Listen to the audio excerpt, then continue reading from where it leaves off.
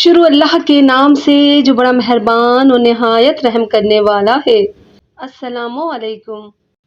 مہمان کے رزق کا ایک سچا واقعہ بیان کیا جاتا ہے کہ کسی گاؤں میں ایک صاحب کا اپنی بیوی سے جھگڑا ہو گیا۔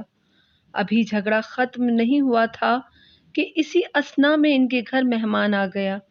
خاوند نے اسے اپنی بیٹھک میں بٹھا دیا اور بیوی سے کہا کہ فلاں رشتہ دار مہمان آیا ہے، اس کے لیے کھانا بنا دو۔ وہ غصے میں تھی، کہنے لگی نہ تمہارے لیے کھانا ہے نہ تمہارے مہمان کے لیے۔ وہ بڑا پریشان ہوا کہ لڑائی تو ہماری اپنی ہے، اگر رشتہ دار کو اس بات کا پتہ چل گیا تو خواہ مخواہ خاندان میں بات ہوگی اور خواری الگ ہوگی، لہٰذا خاموشی سے آ کر مہمان کے پاس چپ چاپ بیٹھ گیا۔ اتنے میں اسے خیال آیا کہ چلو بیوی اگر روٹی نہیں پکاتی تو سامنے والے ہمارے ہمسائے بہت ہی اچھے لوگ ہیں، میں انہیں ایک مہمان کا کھانا بنانے کے لیے کہہ دیتا ہوں۔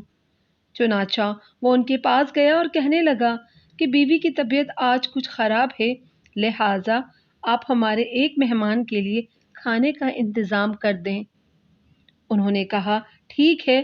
وہ مطمئن ہو کر مہمان کے پاس آ کر بیٹھ گیا کہ مہمان کو کم از کم کھانا تو مل جائے گا، جس سے میری عزت بھی بچ جائے گی۔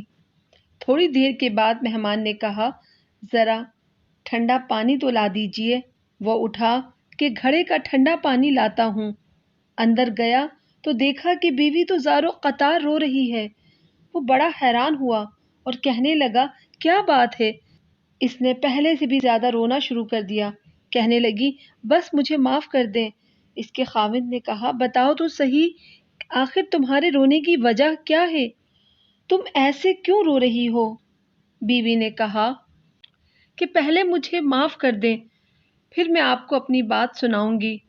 خیر، اس نے کہہ دیا کہ جو لڑائی جھگڑا ہوا ہے میں نے وہ دل سے نکال دیا اور تمہیں معاف کر دیا۔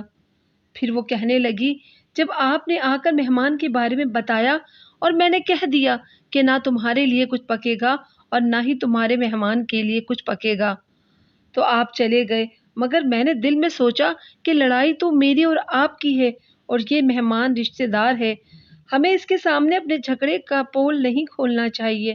چنانچہ میں اٹھی کہ کھانا بناتی ہوں۔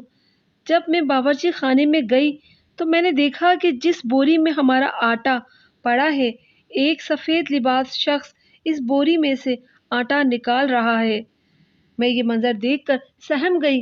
وہ مجھے کہنے لگے کہ اے خاتون پریشان نہ ہو، کہ تمہارے مہمان کا حصہ تھا جو تمہارے آٹے میں شامل تھا، اب چونکہ یہ ہمسائے کے گھر میں پکنا ہے اس لیے وہی آٹا لینے کے لیے میں یہاں آیا ہوں۔ اس واقعے سے ثابت ہوتا ہے کہ مہمان بعد میں آتا ہے جبکہ اللہ تعالیٰ اس کا رزق پہلے بھیج دیتا ہے۔